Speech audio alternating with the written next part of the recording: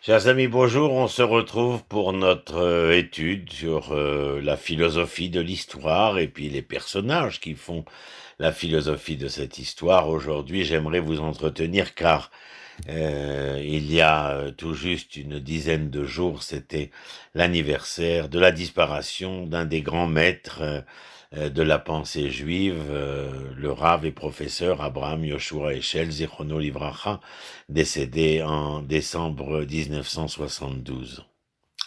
Abraham Yoshua Heschel descendait de deux importantes dynasties chassidiques. Il était né à Varsovie, après avoir reçu une éducation juive très sérieuse en Pologne. Heschel entra à l'université de Berlin où en 1934 il reçut son doctorat pour une étude des prophètes bibliques. En 1937, alors que Hitler est déjà au pouvoir et que les Juifs tombent déjà sous le coup des lois de Nuremberg, il devient le successeur de Martin Buber, qui était philosophe, sociologue et religieux germano-juif. Il devient donc le successeur de Martin Buber à Francfort, dans un centre expérimental pour l'éducation juive des adultes, visant à enseigner le judaïsme aux juifs marginaux et acculturés. Mais dès l'année suivante, en 1938, lui et d'autres juifs polonais seront déportés vers la frontière polonaise par les nazis. Après des séjours à Varsovie et à Londres en 1940, il débarque aux États-Unis pour enseigner au Hebrew Union College. En 1945, Heschel est nommé professeur d'éthique et de mysticisme au Jewish Theological Seminary de New York.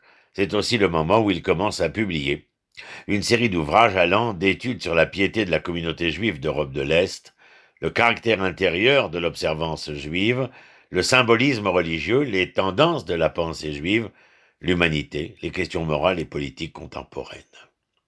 Avant sa mort prématurée, Heschel était déjà reconnu et très respecté parmi le monde religieux américain, juif ou non juif, non seulement pour ses écrits, mais aussi pour son rôle actif dans le mouvement pour les droits civiques auprès de Martin Luther King Jr. durant les années 60, et puis bien sûr aussi pour son dialogue qu'il entama et généra, le dialogue judéo-chrétien. Le style littéraire d'Heschel est unique parmi les auteurs religieux juifs modernes. Ce sont des associations remarquables du concret et de l'abstrait.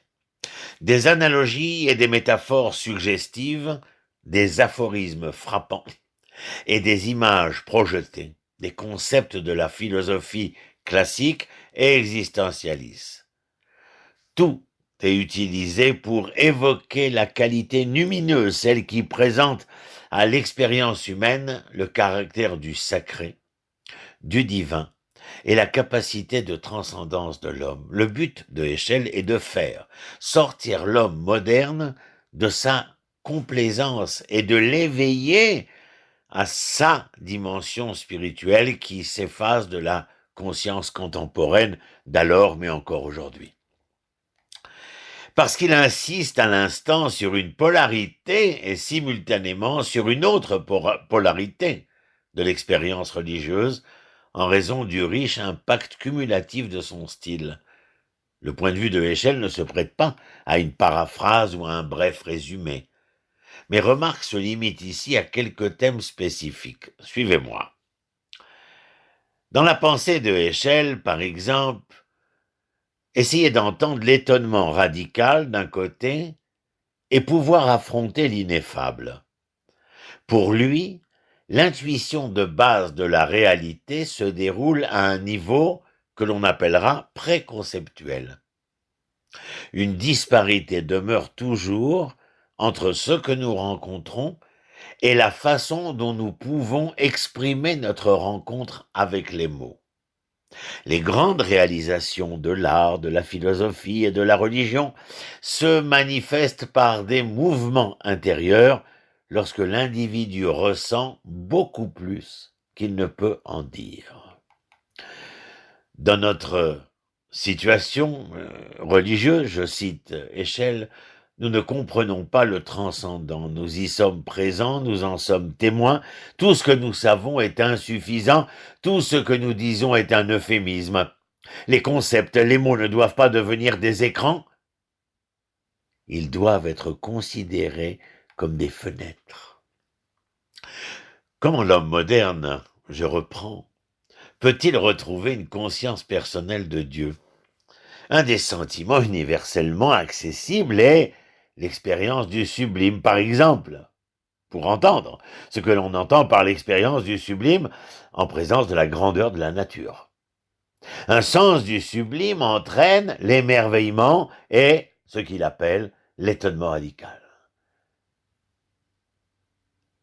Ce dernier s'appelle ainsi parce qu'il embrasse non seulement ce que l'on voit, mais l'acte même de voir et le moi-même qui est étonné de sa capacité à voir.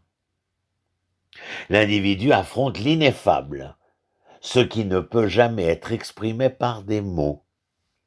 Échelle insiste sur le fait que l'ineffable n'est pas un état psychologique, mais une rencontre avec un mystère à l'intérieur et au-delà des choses et des idées. Oui, le divin est à l'intérieur, parce que l'objet en soi est quelque chose de transcendant et voilé. Le divin est au-delà parce qu'il est aussi un message qui veut révéler l'unité là où nous voyons la diversité, qui veut révéler la paix là où nous nous sommes compromis dans la discorde. Dieu signifierait que nul n'est jamais seul. Une deuxième expérience qui, selon Échelle, éveille l'individu à la présence de Dieu est une anxiété omniprésente et sous-jacente qu'il appelle le besoin d'être nécessaire. Je m'explique. La religion implique la certitude que quelque chose est demandé à l'homme et qu'il n'est pas un simple spectateur dans le cosmos. Lorsque l'individu ressent le défi d'un pouvoir non né de sa propre volonté, qui le prive d'une autosuffisance en jugeant de la justesse ou de l'inexactitude de ses actions, alors le souci de Dieu pour ses créatures est contracté, comme si quelque chose me dépassait et je comprenais que mon handicap à ne pouvoir agir, réagir, faire ou générer, eh bien, et parce que la chose me dépasse, elle est au-delà de moi, alors que je comprends, bien entendu, qu'elle est là, mais impossible d'être saisie. Pour Échelle, c'est la Bible en particulier, les prophètes qui fournissent un modèle élémentaire pour une spiritualité authentique. La révélation biblique n'est pas un acte mystique de recherche de Dieu, mais une conscience d'être recherché et atteint par lui.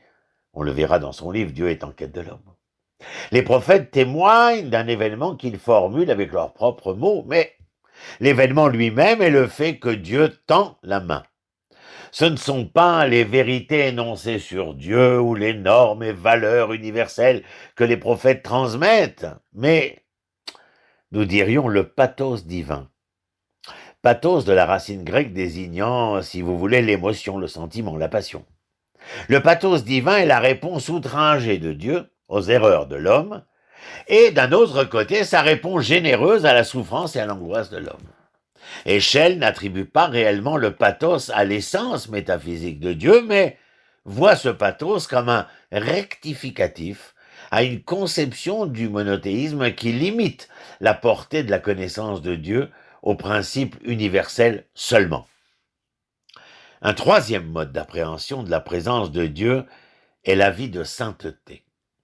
Quelques aphorismes de Échelle expriment son rejet d'une approche sociologique utilitariste de l'observance juive et son sentiment, je dirais, supracognitif et même mystique pour la halakha, c'est-à-dire la loi juive.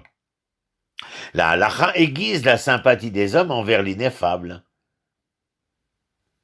Échelle dit accomplir des actes de sainteté, c'est absorber la sainteté des actes. Point. Un juif est donc invité à prendre acte d'une action plutôt que de faire acte d'une pensée. On lui demande de faire plus qu'il ne comprend pour comprendre plus que lui-même. Alors que le terme que j'emploierais cérémonial, festif, exprime simplement ce que nous entendons du sujet, la mitzvah exprime, elle, ce que Dieu veut. Une mitzvah, vous entendez, un commandement, une bonne action, devient, en fin de compte, une prière sous la forme d'un acte. C'est la raison pour laquelle que lorsque Heschel marche aux côtés de Martin Luther King Jr., il dit que ses jambes manifestent, mais que ce que manifestent ses jambes, c'est sa prière. Pour Heschel, la survie juive est un acte spirituel. La préoccupation de Dieu pour l'homme s'exprime dans le judaïsme à travers l'idée d'une alliance imposant une réactivité mutuelle entre l'homme et Dieu, entre Dieu et l'homme, et corrélative à tous les deux, donc. Parce que Dieu a besoin de l'homme pour atteindre ses fins dans le monde, pourrais-je dire. Heschel se tient dans ce courant de pensée juive moderne qui souligne les limites de la raison pour saisir toute la signification de la vie religieuse. Son approche a été intitulée « Philosophie de la ferveur », une rhétorique religieuse, une apologétique mystique, toute empreinte de respect et de reconnaissance sous une écriture demeurée spirituelle. Heschel lui-même a qualifié sa méthode de théologie des profondeurs. Une tentative de redécouvrir les questions auxquelles la foi peut offrir une réponse. Heschel est peut-être le plus proche de la tendance néo-orthodoxe dans la pensée protestante moderne, critiquant fortement l'hypothèse de la religion libérale selon laquelle l'homme peut se perfectionner par ses propres efforts sans aide et motivé surtout par le but de retrouver la foi biblique en tant que processus dynamique intérieur. C'est pourtant avec la piété chassidique traditionnelle qu'Heschel retrouvera sa voix, VOIX, mais tout du moins sa voix moderne et authentique.